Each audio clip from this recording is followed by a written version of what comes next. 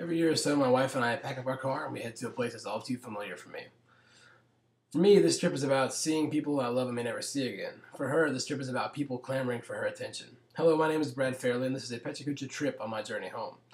This trip always begins the same, with feelings of optimism and excitement. But this trip really, for me, is about heading back into the past, down memory lane. I was born in Jackson, Mississippi on May 31st, 1986. A state that has never seen eye to eye on interracial marriages such as mine and my wife's, and a place full of ancient morals and buildings that seem to have decayed at the same rate. We head out on our journey, heading down I-20, and the fields and the greenery of Texas is such a stark contrast to the places where I grew up. Dust storms often twirl up and down the road next to us.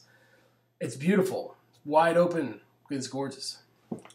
About 6 hours into the trip, we get towards this sign right here in Louisiana. I'm always happy to see this sign. I always think about, it makes me more excited and more anxious to be home, to see my family again. But at the same time, this sign makes me weary, because it's like a warning sign of like what is to come, like seeing this place again for the 100th time. The bridge over the Mississippi River is powerful and majestic. To the right, the old rusted bridge that used to carry the trains back and forth across the river is no longer in action. But the one here that we're driving across, the barges flow back and forth below, and the commerce of Vicksburg is strengthened by that. Vicksburg, Mississippi is the first stop across the river. Vicksburg is famous for its part in the Civil War. These cannons here have stood on this hill in Vicksburg ever since the Union soldiers took it over the day after General Lee surrendered in Gettysburg.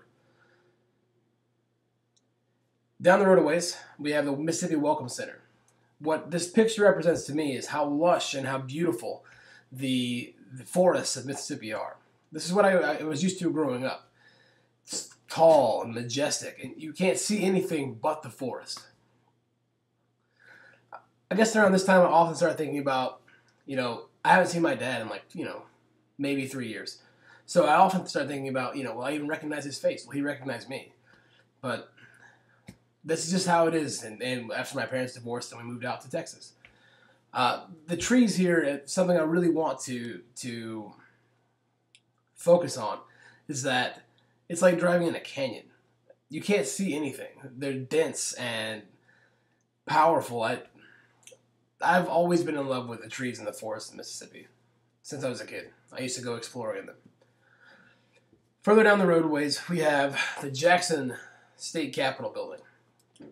The Capitol building has been refurbished and renewed since the 1960s, but I grew up respecting men like Medgar Evers and Martin Luther King, who stood for civil rights, and Jackson was a big flashpoint for the civil rights movement. My hometown of Pearl, Mississippi is about 5 miles from Jackson. And this image here represents how time has not moved since I was a kid. The buildings in Pearl rust and they age, but people still seem the same. Nothing seems to have changed. If it weren't for the buildings themselves to represent that time, things would be the same. The corn mill's out behind my dad's house. This is like a barometer of the time period to me. If it weren't for the age on these buildings, I'm not sure that I would be able to distinguish whether I was 5 or 25. But this is where I come from. This is Pearl. This is here at the Ross Barnett Reservoir. This is one of the main attractions on most of my visits. A flood came through and threatened to destroy Pearl in the 1970s, and they built this dam and the spillway underneath it to protect the city. My granddad and I used to go fishing here all the time. So the one bright spot in this forest of, rust is Dogwood. It's a new shopping center further down. It just seems like money moved and people moved, but they left the old buildings the same, and no one destroyed them. But it's a brand new shopping center full of color and lush waterfalls, and makes no sense to me. Sunrise on the third day, and we're headed back. I can never stay longer than 2 days because I have work and circumstances here at home. But this is a beautiful sunrise here over the Mississippi Plains off the back of my dad's porch. Heading out of Mississippi, we have the country road right in front of my grandmother's house here. This road runs out past the airport, and my dad and I used to go out there and watch airplanes land and take off. Like, literally less than a mile away. But this is a gorgeous view of what the country road is like in Mississippi, besides the interstate. So heading out of Mississippi again, this is a picture taken while driving, which is not safe, of the Mississippi River. This is the bridge.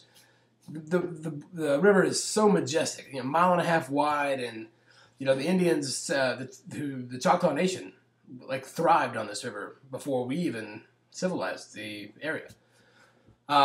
Further down in Temple, Texas, this is 8 hours on the way back. This mural painted on the wall next to the courthouse represents to me the industrialism in the West. Here we have the train rolling through, and the country town, and the longhorns all through here, and the cotton, bluebonnets. And then to further define the stark contrast between the two locations, this is the cactuses here about 100 yards from my house, and how different the terrain looks. The open skies, the wide open plains, it just feels fresh, it feels free. This is home, finally back home. I hope you've enjoyed this journey across the country with me.